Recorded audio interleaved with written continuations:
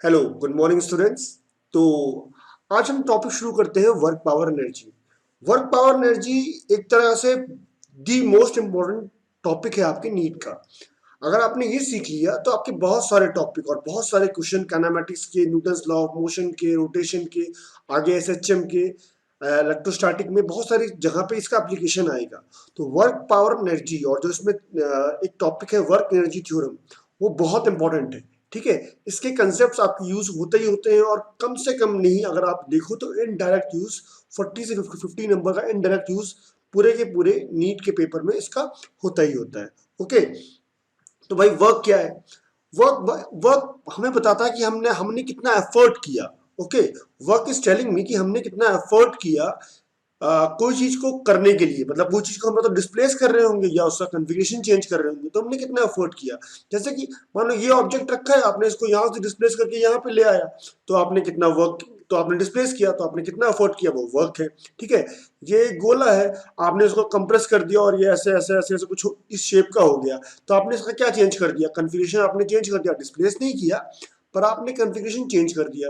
तो ये इसे भी क्या कहते हैं कि आपने कुछ ना कुछ वर्क किया। ओके, आगे बढ़ते हैं। ओके, तो एक बार नीट का सिलेबस देख लेते हैं हम लोग। तो नीट का सिलेबस क्या है? Work done by constant force and variable force. ठीक है, फिर एक है work energy theorem. This is very very important. ये तो मतलब अल्टीमेट है, ये नहीं पढ़ा तो मतलब आप छोड़ो कि फिजिक्स में बहुत कुछ आपने मिस कर दिया। पावर, फिर आपका पोटेंशियल एनर्जी है, काइनेटिक एनर्जी है, फिर पोटेंशियल एनर्जी ऑफ स्प्रिंग है, कंजर्वेशन ऑफ मैकेनिकल एनर्जी है, कंजर्वेटिव फोर्सेस है, मोशन वर्टिकल सर्कल है। ठीक है, ओके, तो ये सारे हमारा टॉपिक्स जो है हमारे नीट का सिलेबस है। ओके, अब मेरा स्टार्टिंग से स्टार्ट करता हूं। मेरा पहला सिलेबस टॉपिक क्या था उस वर्क पावर एनर्जी में? Work done by a constant force. Work done by a constant force का मतलब है कि पूरे मोशन के दौरान जो फोर्स का मैग्नीट्यूड है वो चेंज नहीं हो रहा है। मैग्नीट्यूड या डायरेक्शन जो है दोनों चेंज नहीं हो रही है, वो मेरा कांस्टेंट है। तो वही मैंने बोला work done by a constant force. Okay, ठीक है, तो क्या फॉर्मूला हुआ? देखो, जैसे ये एक ब्लॉक रखा है एम मास का, और इसको मैं इस डायरेक्शन में पुल कर रहा हूं किसी एफ फोर्स से। ठीक है, और ये बॉडी इस डायरेक्शन में, एक्स डायरेक्शन में बॉडी जा रही है, मैं वाई डायरेक्शन में मैं कुछ एक्स और वाई के बीच में फोर्स लगा रहा हूं एफ, और बॉडी मेरी मूव कर रही है एक्स डायरेक्शन में। ऐसा हो सकता है, आप देखो ना, आप जब आपका एक ब्रीफकेस है, आप ट्रॉली है, ऐसे ऐसे पुल कर, आप ये पुल कर रहे हो तो वो रोल करती है ग्राउंड पे, और आप पुल इस डायरेक्शन में क्या रोटेशन टी। तो हमने इस तरह के बहुत सारे क्वेश्चंस देखे हैं। ठीक है ना, तो इसमें वर्क डन क्या आएगा? ओके, फोर्स मैं लगा रहा हूं इस डायरेक्शन से और डिस्प्लेसमेंट बॉडी का इस डायरेक्शन में हो रहा है। ओके, तो वर्क को मैंने डिफाइन किया, वर्क को, कि work is force vector dot dot product है, ये dot product force vector dot displacement vector.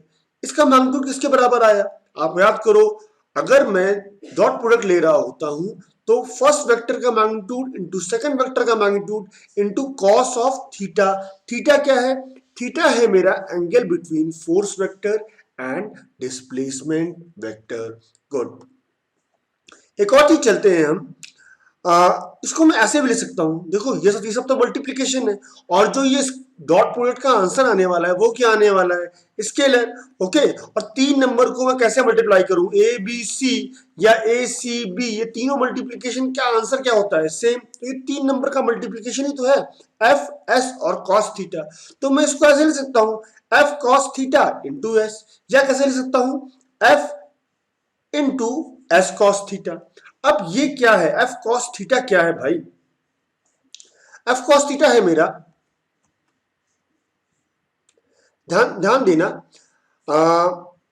जैसे ये फोर्स है मेरी एफ, और ये था ना, ये था मेरा थीटा। ये कौन सी डायरेक्शन थी मेरी? डिस्प्लेसमेंट की।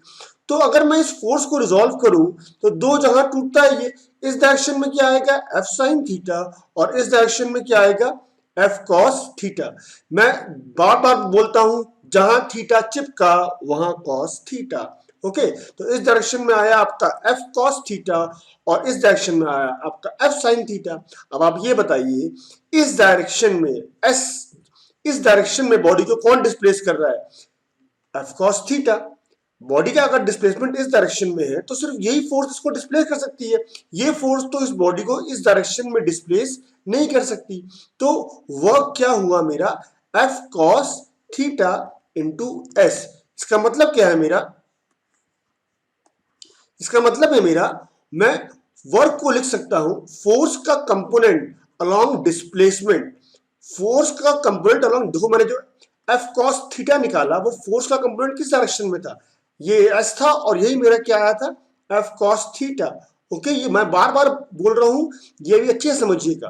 ये जो मैंने फोर्स एफ कॉस थीटा निकाला है, ये फोर्स का कंपोनेंट निकाला है डिस्प्लेसमेंट वेक्टर के अलोंग, और दोनों को क्या कर दिया मैंने? मल्टीप्लाई। तो वर्क डन को मैं लिख सकता हूं फोर्स का कंपोनेंट अलोंग डिस्प्लेसमेंट इनटू जो भी बॉडी का डिस्प्लेसमेंट हुआ। ओके, एक चीज मैं और कह सकता हूं, इसको मैं और चीज देखता हूं। देखो ये मेरी फोर्स थी, ये थीटा था, ओके, और ये मेरा एस था। अब अगर मैं थीटा को रिजॉल्व करूं तो ये एस को रिजॉल्व करूं तो एस कैसे टूटता है? इस डायरेक्शन में क्या आएगा? S cos theta. देखो ये है मेरा एस और ये है मेरा थीटा, तो ये इस डायरेक्शन में क्या आया मेरा? एस कॉस थीटा, और इस डायरेक्शन में आया मेरा एस साइन थीटा। ओके, तो मेरा आंसर क्या है? मेरा वर्क डन ये भी है एफ एस कॉस थीटा, ये भी तो है। तो ये चीज क्या है? एस कॉस थीटा क्या है? एस कॉस थीटा है डिस्प्लेसमेंट का कंपोनेंट अलोंग फोर्स। ये वेरी वेरी इंपॉर्टेंट फॉर्मूला है, वेरी इंपॉर्टेंट। ठीक है, डिस्प्लेसमेंट बॉडी का कुछ भी हो, अगर मुझे किसी फोर्स का वर्क डन निकालना है ना, तो मुझे देखना है डिस्प्लेसमेंट का कंपोनेंट अलोंग दैट फोर्स। मुझे किसी फोर्स का वर्क डन निकालना है तो इसका मतलब है मुझे ये निकालना है डिस्प्लेसमेंट का कंपोनेंट अलोंग दैट फोर्स। तो एस कॉस थीटा क्या है? डिस्प्लेसमेंट का कंपोनेंट अलोंग दैट फोर्स। ठीक है, तो एक डेफिनेशन मेरी ये भी है, work done is equal to क्या होता है? फोर्स इनटू डिस्प्लेसमेंट का कंपोनेंट अलोंग फोर्स। ओके, चलिए आगे बढ़ते हैं, तो एक क्वेश्चन करते हैं बेटा। ठीक है, a body is being pulled by a force as shown in figure. Okay, figure में ये जो find the work done. Okay, let's start. तो आप देखो सिंपल है work done, F S cos theta. Work done क्या होता है? F S cos theta. Force कितनी आई? 100। डिस्प्लेसमेंट कितना है? 2। और कॉस थीटा कितना हुआ? Cos 37 degree. कॉस जिन बच्चों को नहीं पता है, कॉस 37 डिग्री की वैल्यू होती है 4/5। Let's solve it. 100 into 2 into 4/5, ये कितना बना आपका? 20 इंटू 2 40, यानी कि 160। थोड़ी देर बाद मैं लिखाऊंगा वर्क डन की एसआई यूनिट होती है जूल, इसका सिंबल होता है आपका J. Okay, F S cos theta, और वही फॉर्मूला किया और मैंने सॉल्व कर लिया। अगर कोई भी आपको एग्जाम्पल लगता है मैं तेज तेज चल रहा हूं तो उस वीडियो को थोड़ा धीरे स्पीड में चला लो और आपको वो समझ में आ जाएगा। Okay, let's move forward. मैं बोल रहा हूं इस क्वेश्चन में 2 joule of work was done to pull a body by a force 1 Newton through a distance of 4 meter. Through a distance of 4 meter. Find angle between force and displacement. अब जब भी इस किसी भी क्वेश्चन में angle between force and displacement आएगा तो आपका खट से देखो कौन कौन से वर्ड्स क्लिक होने चाहिए? Angle, force and displacement. तो आप याद करो angle between force and displacement को मैं क्या कहता हूं? थीटा। ओके, तो एक ही फॉर्मूला है मेरे पास, W is equal to F S cos theta. तो सोचो अगर मैं मुझे ये थीटा निकालना है, यानी कि मुझे क्या निकालना है? Cos theta. Okay, let's solve it. तो वर्क डन दे रखा है, यस। वर्क डन कितना दे रखा है? 2। क्या फोर्स दे रखी है? यस, 1। क्या डिस्प्लेसमेंट दे रखा है? कितना दे रखा है बेटा डिस्प्लेसमेंट? 4 मीटर। अब कॉस थीटा, तो कॉस थीटा कितना हो गया आपका? 2/4, यानी कि 1/2। अब आप मुझे बताइए कॉस थीटा की वैल्यू किस एंगल पे 1/2 होती है? Yes you are right, theta is equal to 60 degree या π/3। Okay, let's move forward. कुछ इंपॉर्टेंट पॉइंट्स लिख लेते हैं। पहली बात, वर्क डन जो है वो मेरी स्केलर क्वांटिटी है जिसे मैं कहता हूं F.S। यूनिट क्या है इसकी? जूल। एसआई यूनिट इसकी जूल है। सीजीएस यूनिट इसकी ERG अर्ग है, अर्ग। ओके, और 1 जूल बराबर 10 पावर 7 अर्ग होता है, या 10 पावर -7 जूल बराबर 1 अर्ग होता है। कई बार आपको कन्वर्जन करने होंगे तो उसको याद रखिए। डायमेंशन क्या है? ml²T-2। याद करो, वर्क क्या होता है? Force dot displacement. फोर्स का डायमेंशन क्या होता है? ml/T-2, और डिस्प्लेसमेंट का कितना आया? L। आप बोलोगे सर कॉस थीटा भी तो होता है, तो आपको पता है कॉस थीटा तो डायमेंशन लेस होता है, तो ये कितना आया? ml²T-2। Okay, let's move forward. Work जो होता है, ये बहुत इंपॉर्टेंट चीज है। वर्क बेटा फ्रेम डिपेंडेंट होता है, फ्रेम पे डिपेंड कर रहा होता है। अब बोलेंगे सर ये सब क्या बकवास है? फ्रेम डिपेंड का मतलब क्या है भाई? फ्रेम डिपेंड मतलब कि ऑब्जर्वर पे डिपेंड होता है। किसी ऑब्जर्वर को लगेगा कि कुछ काम किया है, तो किसी को लगेगा कि कुछ काम किया है। अब ये तो सच बात है ना भाई, है ना? अब आप मानो आप कहीं गए, मतलब आपने एग्जाम में बहुत मेहनत की, ठीक है, आपके पापा को दिखाई दिया, ठीक है, कि आप बहुत मेहनत कर रहे हो, पर एग्जाम में आप फेल हो जाते हो, ठीक है, फेल नहीं, चलो 60% नंबर ले आते हो, तो आपके पापा को तो दिख रहा है कि आपने बहुत मेहनत की, पर पड़ोसी को तो क्या पता है? पड़ोसी को तो भाई पता है ये कि उनका बेटा ही मेहनत कर रहा है, आप तो लोफर हो। तो आप पड़ोसी के डिपेंड में क्या हुआ कि आपने कोई भी वर्क नहीं किया। तो वर्क जो है वो फ्रेम डिपेंडेंट है, ऑब्जर्वर पे डिपेंड करता है कि आपने कितना वर्क किया है, ठीक है। मैं इसका मीनिंग समझाता हूँ, ठीक है, मजाक अलग, वर्क समझो। जो वर्क होता है वो क्या होता है? F/S cos थीटा, ठीक है, F/S cos थीटा।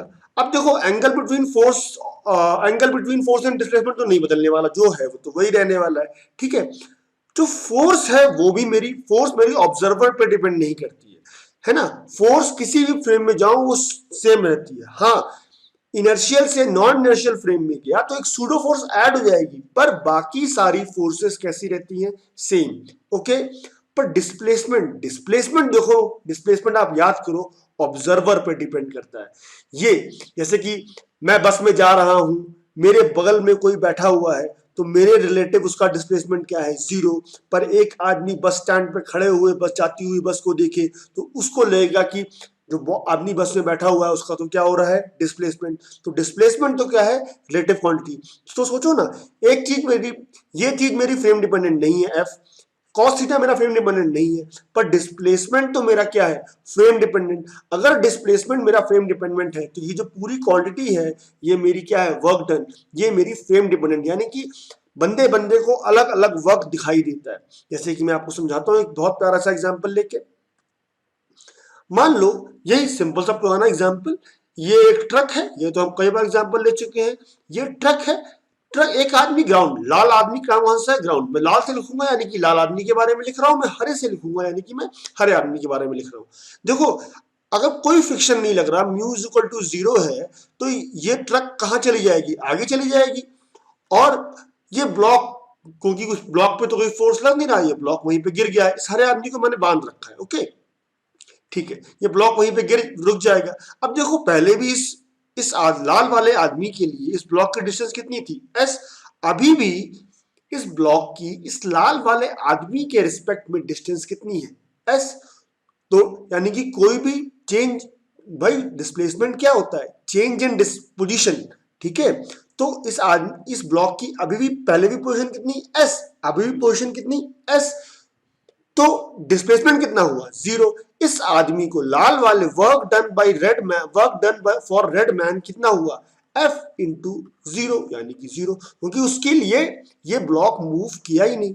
पर ये हरे वाले आदमी के लिए आप देखो मजेदार चीज, हरे वाले आदमी को क्या लग रहा है? हरे वाले आदमी के लिए तो कोई ना, डब्लू ग्रीन, हरे वाले आदमी को मान लो फोर्स, कुछ भी फोर्स है, कुछ फोर्स है, मुझे नहीं मालूम, अभी मैं उस पर नहीं बहस कर रहा हूं, कोई फोर्स है। हरे वाले आदमी को क्या लग रहा है कि ये बॉडी पहले कितनी थी भाई? डी पे थी, अब इसकी पोजीशन इससे कितना दूर हो गया वाई, यानी इस आदमी को लग रहा है कि ये बॉडी तो दूर गई है, तो फोर्स है और डिस्प्लेसमेंट कितना होगा Y minus two, Y minus D, तो ये आ गया आपका, ये पूरा आ गया आपका वर्क डन। ओके, तो ग्रीन आदमी के लिए वर्क डन है और रेड आदमी के लिए वर्क डन 0 है ना। हो सकता है कि दोनों के लिए वर्क डन हो पर दोनों की वैल्यू भी क्या हो, डिफरेंट। इसलिए मैं कह रहा हूं कि जो वर्क डन होता है वो फ्रेम डिपेंडेंट होता है। ओके स्टूडेंट्स, लेक्चर 1 थोड़ा छोटा था मेरा। लेक्चर 2 में हम और देखेंगे कि work done by constant force कैसे कैसे निकाला जाता है, कैसे कैसे क्वेश्चंस आते हैं। ठीक है, लेक्चर 1 को आप लोग अच्छे से समझिए। लेक्चर 2 में थोड़ा सा लेवल हम रेस करेंगे, पर ट्रस्ट मी बहुत इजी करके समझाऊंगा। और फिजिक्स तो चीज ही ऐसी है जिससे प्यार हो जाए, तो प्यार आपको हो जाएगा। ओके